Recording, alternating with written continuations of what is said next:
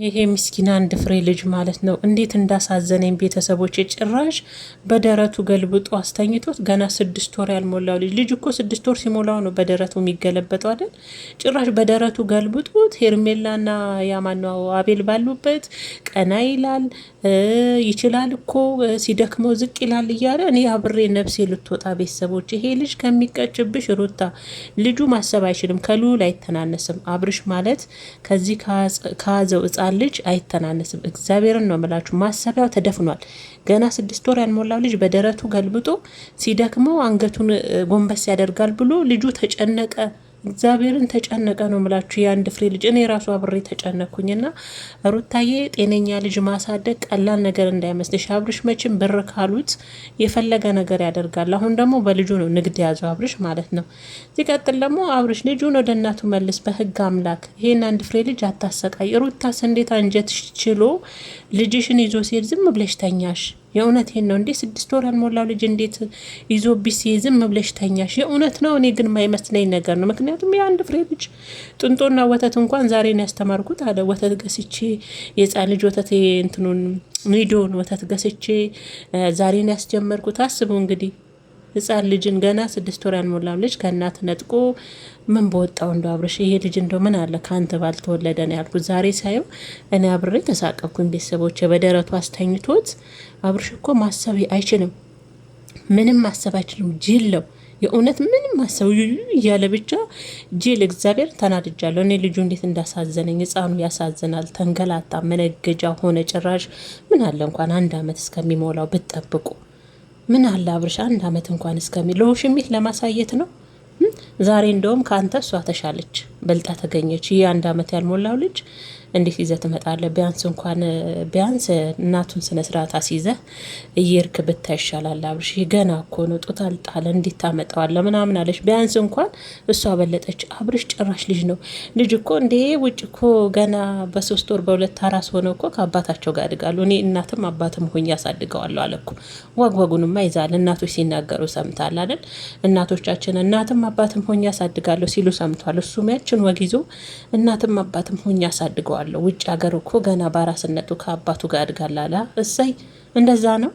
በልጁን በኋላ ተቀጭቶ የሆነ ነገር ሆኖ አንተ መቼም መነገጃ ነው አብርሽ። አንተ ማሰቢያክ ተደፍኗል። ግን ሩታ እንዴት አስችሏል ልጇ እንደዚህ እንዲሆን እንዴት አስችሎ አተኛች? የፈለገ ነገር ቢሆን እኔ ልጄን አልሰጥም። የእውነቴን እምላችሁ እዛችሁ ይፈነዳታል እንጂ እና እንደው በልጇ ትነግድ አብርሽ።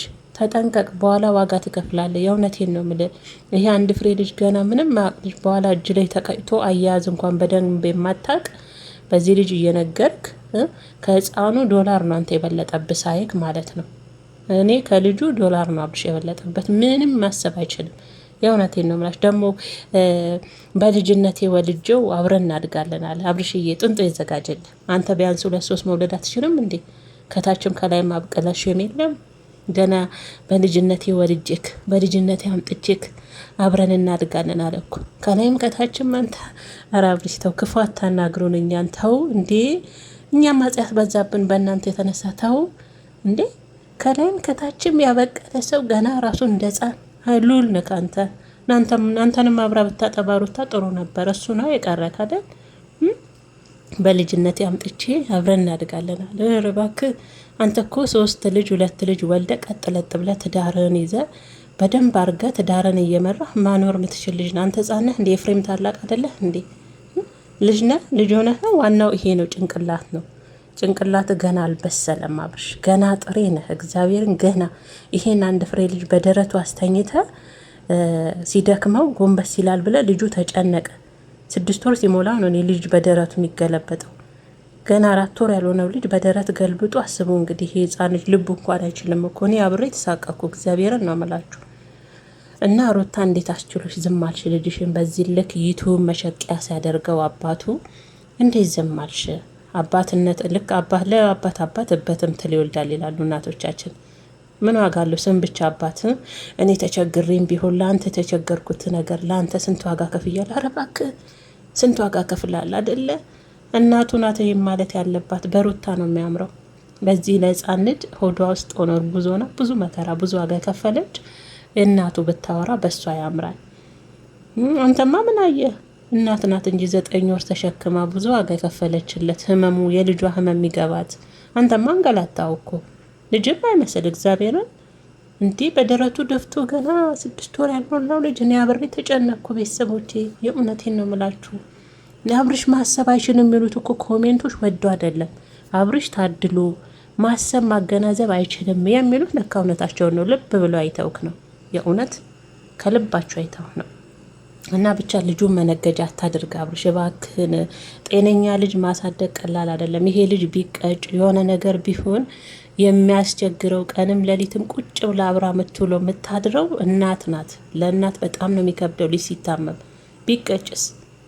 እና የአብርሽ ነገር ግራ እየገባኝ ነው ቤተሰቦች፣ የእውነቴ ነው። ጭራሽ ጂም ማስገባለሁ፣ ዋና ቦታ ወስዳለሁ። ንግግሩ ሁሉ ከዚህ ከሉል የማይሻል ከሉል ይበልጠዋል ራሱ። የእውነቴን ነው። ገና በአሁን በዚች እድሜው ሉል ይበልጠዋል። እና ልጁን መነገጃ አታደርገው አብርሽ እባክህን። ከቻልክ ወደ እናቱ መልስ።